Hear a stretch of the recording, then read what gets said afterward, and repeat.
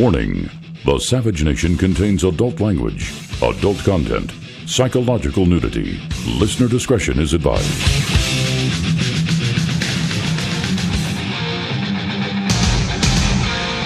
And now, America's most exciting radio talk show, The Savage Nation, home of unprotected talk, borders, language, culture. And here he is, Michael Savage. I'm aware I may not be the youngest candidate in this race, but I have one big advantage. I've been coloring my hair for years. You're not going to see me turn white in the White House. Ladies and gentlemen, we are listening to a person who is either a borderline psychotic who wants to be president. Another one, by the way. We have one in the White House who is not a borderline psychotic. He's overtly a psychotic, in my estimation. By any definition of psychosis, Obama qualifies. This next one in line is a crazy woman. She goes to the South and invents the Southern accent she has been ridiculed for in the past. Let me explain something to you. My show today was going to be devoted to propaganda and why we need propaganda to win not only the domestic wars against the progressive communists, so to speak, but in order to defeat ISIS. And why ISIS is winning, it's because they have better propaganda than we do. And I was going to play for you, and I will in fact play for you, World War II anti-Japanese and anti-German propaganda to show you that by maligning the enemy and by using the powerful propaganda machine of the United States of America, we help shape the mind of our soldiers, and we help the United States win the war in the Pacific and against the Germans, but at a very steep price. And what is missing today, as a result of the fear of offending some of the most offensive human beings the planet has ever seen, is that we are losing. So in other words, I was going to open with some of that World War II propaganda, but just before the show, I stumbled upon this article on Fox News by Todd Starnes. Hillary Clinton's fake Southern accent gets lost in translation. It's hard to believe that this woman is so close to insane and doesn't know it, and nobody around her will tell her. How can you get away with this? Nobody can believe this. And they write that the folks over at Hot Air crafted a spot-on analysis of Hillary's politically expedient dialect in a story entitled, Hillary's Fake Southern Accent is Back. The problem is that it's not a very good Southern accent. It's almost like her linguistic advisors made her watch every episode of the Beverly Hillbillies, such as it's cement pond, not cement pond, ma'am, and it's pert near, not pretty near. Now, I detest people who have fake Southern accents, even though I'm from the North. And I've seen it in the movies. You get all of these snots from Hollywood who get a linguistic coach for 3 minutes, and suddenly they're Southern belles. They're all talking in a drawl. It's the same with New York accents. All the fakers that come from Cleveland to make it in the Big Apple are suddenly native Brooklynites. They don't even know what it sounds like since there's no native Brooklynites left. The only native Brooklynites left 40 years ago. So I'm going to do a lot on propaganda today. I think you're going to enjoy the show. And before we get to that, I want to tell you that I'm overcoming the most severe influenza bout I've had in my entire life. As you know, I've been off the air 1 or 2 days this week. It started last week. It went from a viral flu, obviously, to a strep throat, which is bacterial, or else I never would have used it. Luckily, I went on to amoxicillin for the throat, and that's under control. And now I'm stuck with the remnants of the flu, which is a severe cough and fatigue, which I'm using massive doses of vitamins, especially vitamin C and vitamin A, and a homeopathic syrup for the cough, and it's working fine. So please apologize for me in advance, meaning accept my apology in advance, rather. And if I'm not up to 100%, if my V12 is not functioning perfectly, you'll have to forgive me.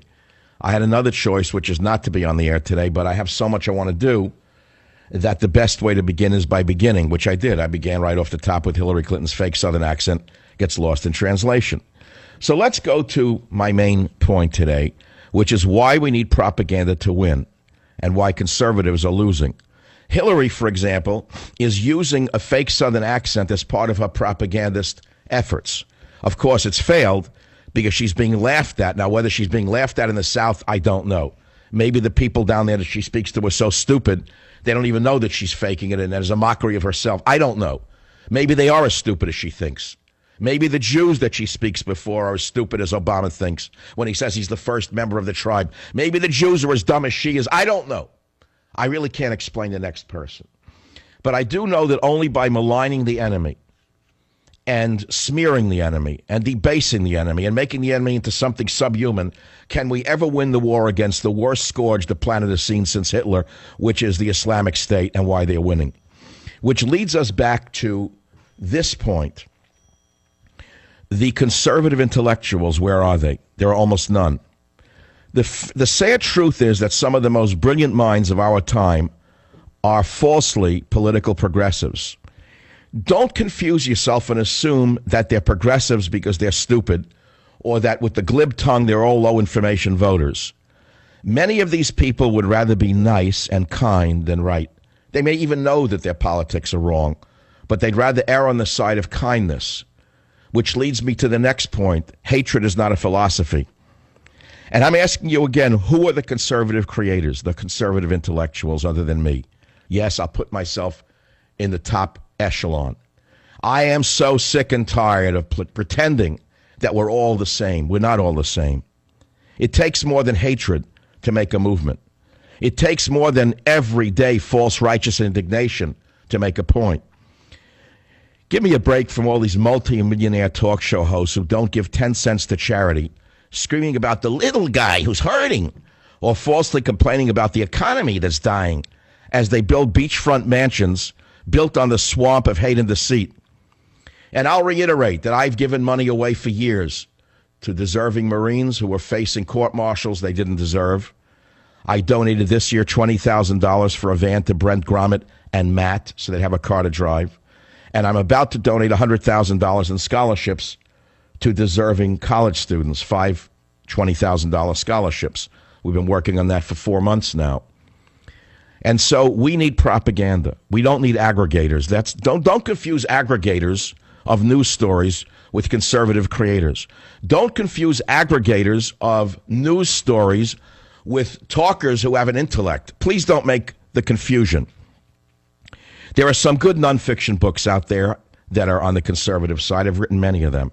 Well, they're okay. How many conservatives have written fiction, such as I have just done with the masterpiece Countdown to Mecca, in order to broaden the appeal of my viewpoint? Can you name one conservative filmmaker? Can you name one conservative poet? Can you name one conservative musician? Can you name one conservative painter? Who? It takes more than hatred to make a movement. It takes more than screaming every day about how bad everything is in order to make a movement, which is why so many people and some of the most brilliant minds of our time are falsely political progressives. They'd rather be nice than right. That opens the show. The phone number is 855-400-7282. As we go on, I'm going to talk about maligning the enemy and how we must use the power of propaganda to build a prejudice against the Islamo-fascists in order to beat them at their own game. Propaganda was used in World War II to smear the Japanese and to smear the Germans. It invigorated our troops. Was it pretty? No, it was pretty ugly. Was it stereotypical? Yes, it was. Did it help the troops feel that they can defeat the enemy? Yes, it did. But right now, our troops have nothing to go on other than a hatred for themselves. If they're white, they're being indoctrinated by goons in the military who tell them they have white privilege. If they're straight and Christian, they're being indoctrinated by vermin in the military who are telling them that straight and Christian is evil. So everything is upside down. The left is everywhere with their propaganda, and we on the conservative side are nowhere with effective propaganda. Oh, yeah, there's a lot of hatred out there on our side, but there's very little intellect, and there's even less art. So having laid the groundwork, I'll take your calls at at 855-400-7282. Frank on WABC will get this call in this segment. Go ahead, please, Frank.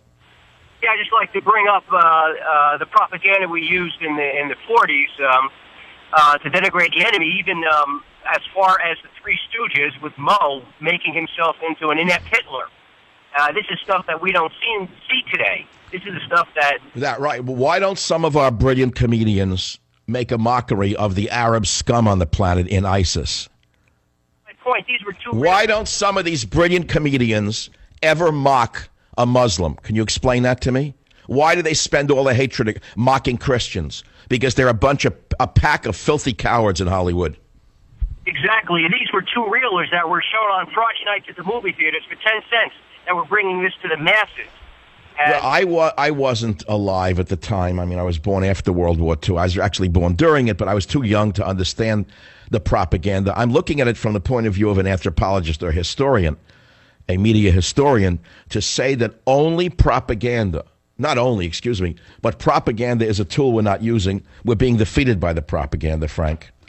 As another weapon that is tied behind our back with our hands. All right, so we're going to talk about that, and I'm going to play for the audience today on the Savage Nation some of this gut-wrenching World War II anti-German, anti-Japanese propaganda so you can hear it yourself.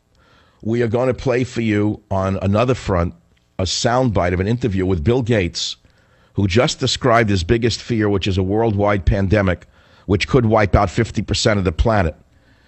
Don't underestimate Bill Gates' intellect.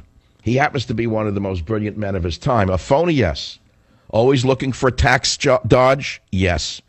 Giving as little to Uncle Sam as he can while telling you to give as much as they can steal from you, yes. But never forget who Bill Gates is. This is the Savage Nation. Thanks for being with me. I'll be right back. Join the Savage Nation. Call now, 855-400-SAVAGE, 855-400-7282. Savage. Your Savage Nation is sponsored by SwissAmerica.com. It's the only company I trust for tangible assets, gold and silver. Call 800-BUI-COIN. British professor Hubert Lamb says that a new ice age is creeping over the northern hemisphere. Even then, it won't be as bad as the last ice age 60,000 years ago. Then New York, Cincinnati, St. Louis were under 5,000 feet of ice. Presumably, no traffic moved and school was let out for the day. And that's the way it is. Monday, September 11th, 1972. So in 1972, the biggest propagandist of our life, Walter Krankenhaus, you know him as Walter Cronkite, America's dear uncle, a liberal liar from the time he was hatched in an egg somewhere on another planet. Walter Krankenhaus comes on the air and tells America that we're about to die from a new ice age. Now we're being told by the Krankenhauses of our time that we're about to die from global warming. It's the same propaganda. Whichever way it spins, remember one thing, follow the money. And we're talking about propaganda right now. And I am suggesting today that only by maligning the enemy and by using powerful propaganda can we ever hope to win, not only against our domestic foes, the progressive communists who would steal our very babies' diapers, but especially all of us now, only by maligning the vermin in ISIS and showing them for the subhumans that they are, can we ever hope to defeat them. Let's go to Paul on WABC. Fire away, Paul. Go ahead, please. Hi, Michael. The way I look at it is we're not fighting the King of England, which is like a tyrannical thing against the small people trying to get freedom. We're at the point where we have the communists, and we have to fight against the communists like they did in Venezuela, like they're doing in Cuba, like they're doing everywhere else. Expose it. We need the truth. Propaganda is a tool of the communists. The truth's got to come out. Wait, hold on. Propaganda is a tool of the communists. You mean America was communist in World War II? Well, I was a little bit younger, but I don't remember saying... Well, I don't care whether you remember it. It was a big part of our war effort was propaganda against the Japanese and Germans. How can you make such a stupid statement that propaganda is the work of communists? That's something you'd expect from Rush Limbaugh. No, the truth is... Well, are you a regular listener of Rush Limbaugh? I mean, have you lost your ability to reason? But the reason is that propaganda is a lie. The truth is what counts. What are you living in? What world are you living in? We're talking about beating the enemy at all costs, not about a school book. To get the media, you have to get the media out, Mr. Savage. You have to get the media. I mean, like, we won't see when Bush was at war, you had every troop die right up front. When Obama came into office, you didn't even see it. They threw everything in the back burners. You wouldn't even see how many troops that died, and it was a double amount of the troops that died. Because that right there was the truth. That's not propaganda.